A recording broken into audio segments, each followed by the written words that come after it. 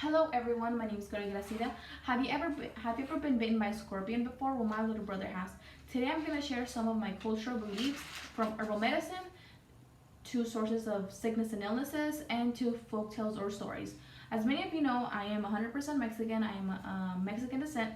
I lived with my grandmother in Mexico till the age of 5, and when I lived with her, we lived in a very small village in the middle of a valley, in the middle of nowhere. The closest city was around 2 hours away, and there was nothing really around us except for poisonous plants, poisonous animals, and so we didn't have that many resources, so we had to rely on herbal medicine and herbal remedies. I remember one time when my little brother was around 2 months old, he got bitten by a scorpion on his leg 3 times, and I remember my grandmother making him a herbal antidote, and he ended up getting really better and he ended up recovering, and that's when I realized that herbal medicine was amazing and I wanted to learn more about it.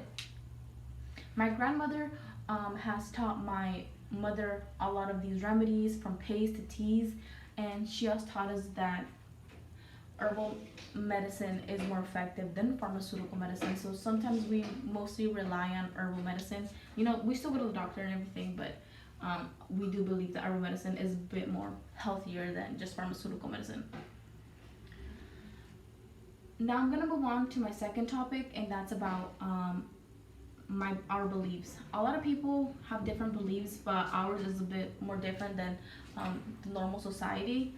We believe that we can get sick of other people's energy, meaning that we can get really, really sick, and sometimes we can even die. Usually when I tell people this, their first response is usually to laugh at me or to think that I'm crazy or something, but I understand that we have all different beliefs. When I was around 10 years old, one of my little sisters got really sick. She stopped eating, she would sleep a lot, and she had really high fevers. My mother would take my sister to the ER, to her doctor, and for weeks she was really sick, and until my mother performed a spiritual cleansing, also known as a limpia in Spanish. And my mom usually doesn't do these rituals because they're very hard to do, so she saves it for like the last resort, and she did a cleansing to my sister. And when she did it, that exact same day, my little sister fell asleep, woke up, had the biggest appetite, and was just playing around. She was only 4 years old, and she woke up, ate, and acted as if she was never sick. And that really has blown my mind because I've seen it happen multiple times where they do this ritual of cleansing the spirit, and it basically, when this ritual is done, we get rid of all the bad energy, we get rid of all the negativity inside of us, and we attract positive energy, and we attract happiness, and that's what makes us better.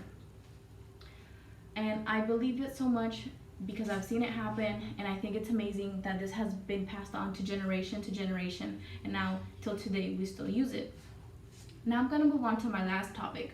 My last topic is about folk tales and stories. A lot of the folk tales and stories, are just stories, but my family and I believe them to be very true, and my grandmother too. She made sure that I knew these stories from a very young age, and I believe them. One of the most famous stories that I think people might know is about duendes.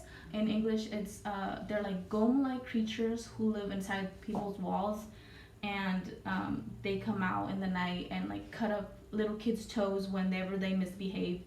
And it might be something to scare kids, and my grandmother would tell me these stories, and I would get really scared to misbehave or not follow the rules, and maybe I manifested it to become reality, that I have experienced and seen things that have been really scary. So I do believe in them. Regardless of what it was, it has brought my family closer together, and I love hearing my grandmother tell me these stories because some of these stories that she tells me, she has experienced them firsthand, and I think it's amazing how it has affected my life and it has affected my family's life, because in a way it has brought us together, even though the stories may not be so happy and jolly, but it has brought my family together. And I think it's amazing that some of these stories have been passed down to generation, and to this day we're still able to hear those stories about my ancestors or my great great great grandmother or any other family member that has told us a story. Now I'm going to conclude that I have told you a lot about my cultural beliefs, from herbal medicine to sources of sickness and illnesses, and to stories that my family and I strongly believe in. Now I shared some of you of my cultural beliefs, and I hope you got to know me a little bit more better, and I would love to see all of your stories. Thank you.